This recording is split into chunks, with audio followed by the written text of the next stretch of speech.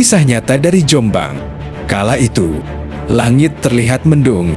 Jala langit Jombang desa mulai sepi. Hanya suara jangkrik dan angin malam yang terdengar pelan di antara rumah-rumah warga. Di sebuah rumah sederhana di ujung kampung, seorang pria paruh baya terbaring lemah sendirian. Namanya Pak Rahmat.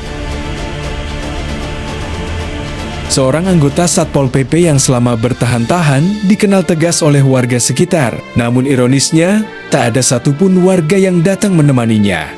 Bahkan, ketika jenazahnya diberangkatkan ke pemakaman, jalan desa yang biasanya ramai terlihat sunyi tanpa pelayat.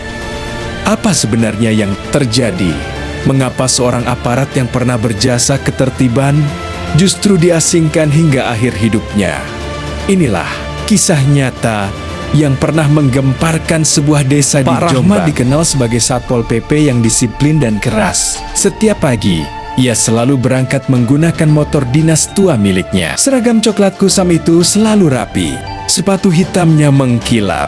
Namun di balik ketegasannya, Pak Rahmat sebenarnya hidup sangat sederhana. Ia tinggal seorang diri setelah istrinya meninggal beberapa tahun sebelumnya. Anaknya merantau ke Kalimantan dan jarang pulang. Tetangga sekitar sebenarnya dulu cukup dekat dengannya.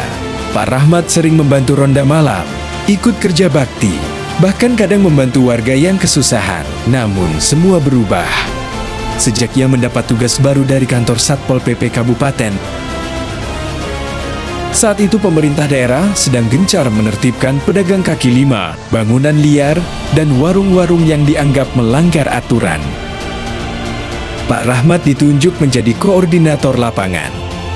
Hari demi hari, ia menjalankan tugas tanpa pandang bulu. Warung kopi di pinggir jalan ditertibkan, lapak pedagang dibongkar. Bahkan hajatan warga yang menutup jalan pun dibatasi.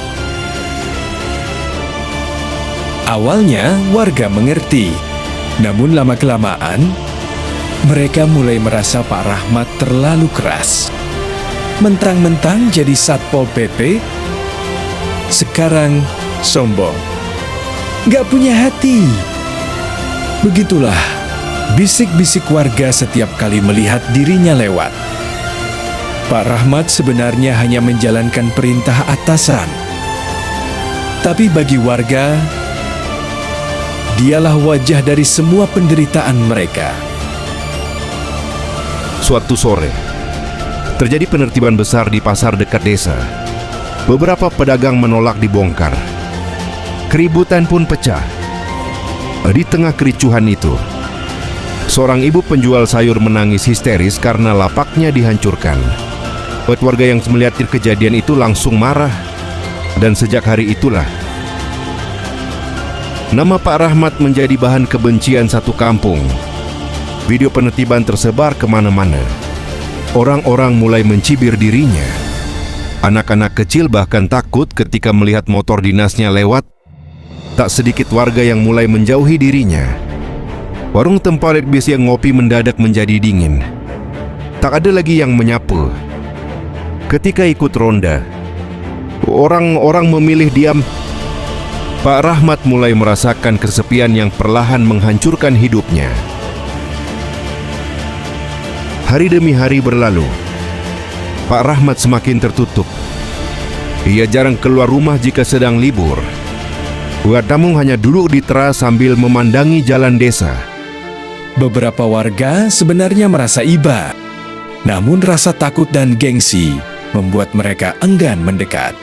Di media sosial lokal, nama Pak Rahmat sering dijadikan bahan sindiran. Padahal tak ada yang tahu bahwa selama ini ia diam-diam sering membantu warga miskin. Gajinya tak seberapa. Namun ia kerap membelikan sembako untuk lansia yang hidup sendiri.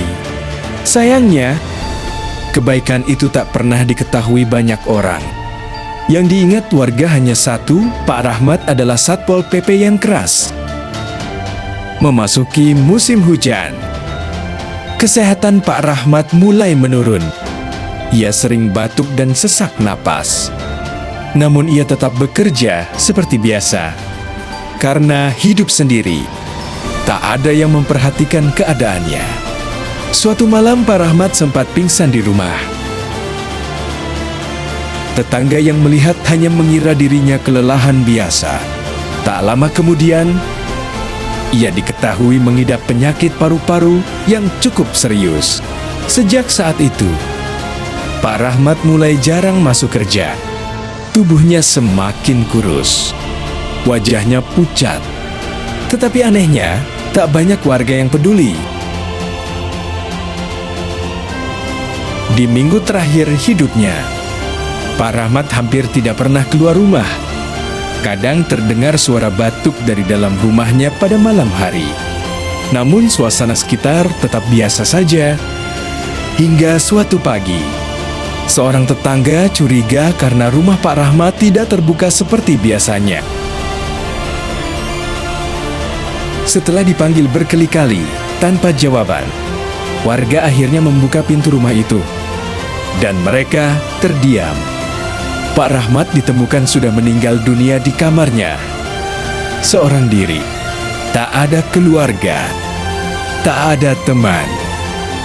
Hanya sebuah foto lama istrinya di samping tempat tidur. Kabar meninggalnya Pak Rahmat cepat menyebar.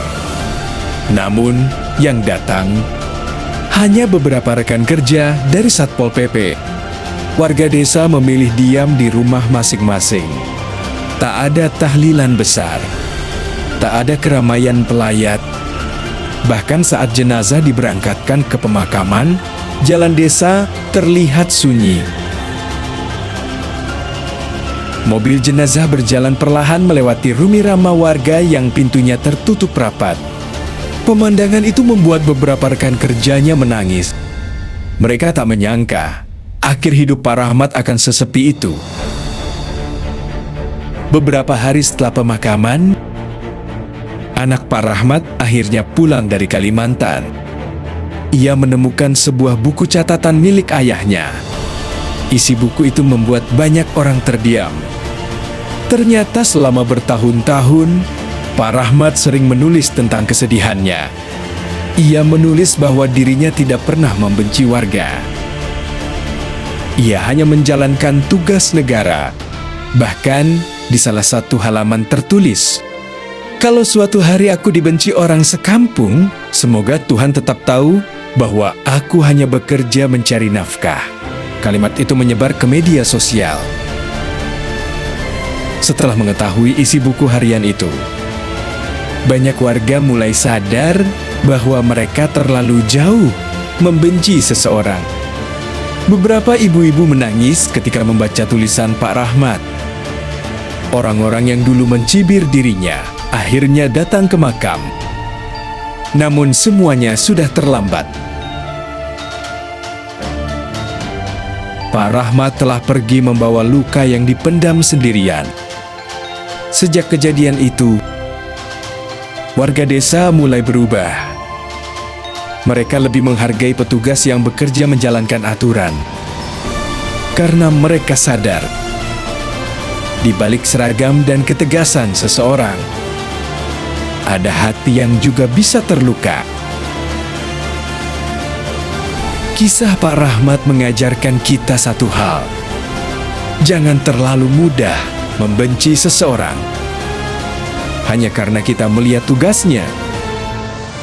Sebab belum tentu orang yang terlihat keras benar-benar memiliki hati yang buruk. Kadang, mereka hanya sedang menjalankan tanggung jawab. Dan penyesalan terbesar dalam hidup adalah ketika kita baru menghargai seseorang setelah ia tiada. Semoga kisah ini menjadi pelajaran bagi kita semua. Kalau kalian suka cerita nyata penuh pelajaran seperti ini, jangan lupa bantu dukung channel ini dengan cara like, komen, dan subscribe. Karena dukungan kalian sangat berarti untuk menghadirkan kisah-kisah inspiratif lainnya. Sampai jumpa di cerita berikutnya.